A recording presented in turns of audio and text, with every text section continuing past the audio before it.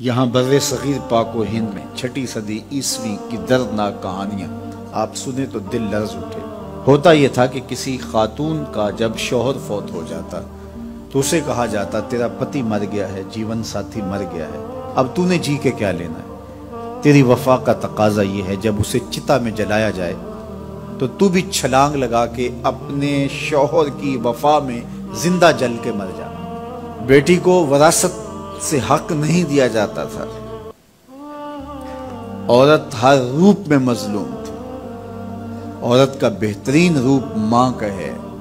عکاس کے میلے میں 3 بیٹوں نے اپنی سکی ماں کو فروخت کیا ہے۔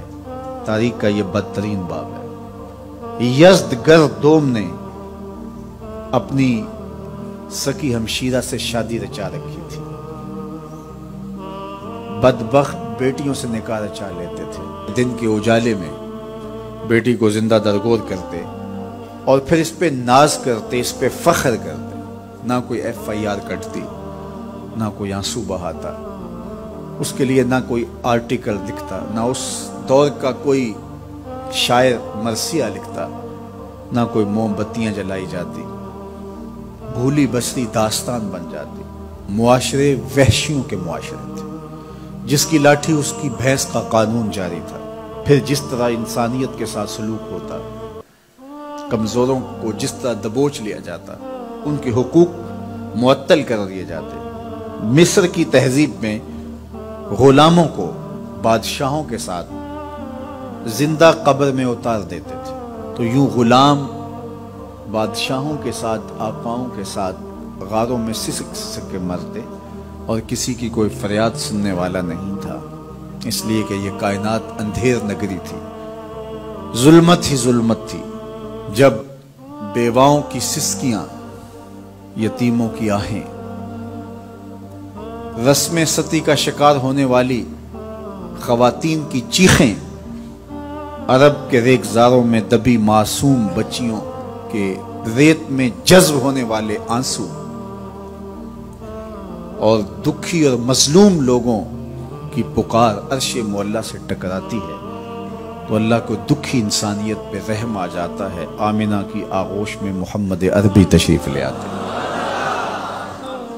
ظلم کی زنجیریں ٹوٹنے لگتی۔ آپ نے علماء سے سنا کہ حضور کی ولادت ہوتی ہے تو ابو لہب کی لونڈی سویبہ اس کو آ کے خوشخبری دیتی ہے کہ تیرے مرحوم بھائی کے گھر بیٹا ہوا ہے، تو وہ خوشی سے اسے آزاد کر دیتا ہے۔ اس کو قبر میں پھر کیا فائدہ ہوتا ہے، یہ کہانی تو آپ بارہا سماعت کی ہے، لیکن میں آج کی اس نشست میں آپ کی توجہ جس امر کی طرف دلانا چاہتا ہوں وہ یہ ہے کہ حضور تشریف لائے اور سویبہ آزاد ہوتی ہے، گویا میرے حضور آئے، غلامی کی زنجیریں ٹوٹنے لگیں، اور پھر اتنے طریقے دیے حضور نے غلام آزاد کرنے کے۔ قسم توڑ بیٹھو، غلام آزاد کرو۔ روزہ توڑ بیٹھو، غلام آزاد کرو۔ کفارہ زہار میں غلام آزاد کرو۔ ویسے ترغیب غلام آزاد کرنے کی دی۔ پھر ایک وقت آیا کہ کوئی غلام باقی نہ رہا، سارے آزاد ہو گئے۔ یہ فیضان محمد عربی صلی اللہ علیہ وسلم کی تعلیمات۔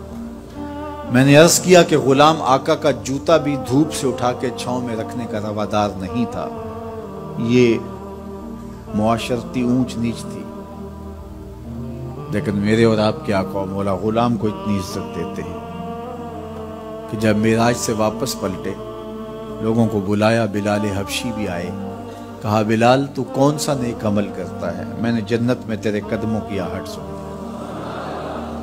کیا خیال ہے اس ایک جملے نے دور غلامی کی ساری تھکن اتار نہیں دی ہوگی، اور بلال فرش سے اٹھ کے فراز عرش پہ نہیں پہنچ گیا ہوگا؟ تو یہ عزت افزائی کی، یہ ان کو رتبہ دیا۔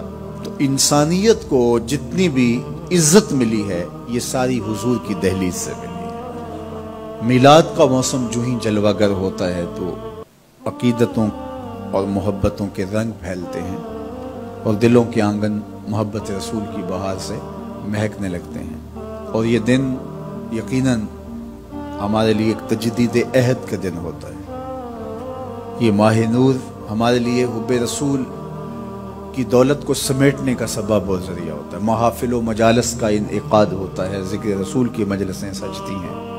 تمام مکاتب فکر کے لوگ اپنے اپنے انداز میں مجالس کا اہتمام کرتے ہیں، اور ہمارے ہاں بالخصوص حضور علیہ السلام کا ذکر تو قرار قلب ہے، تسکین جاں ہے، اور جو ہے وہ دل کا نور ہے، اور ہمیں ٹھنڈ پڑتی ہے جب کسی کے لبوں پہ حضور کا نام آئے۔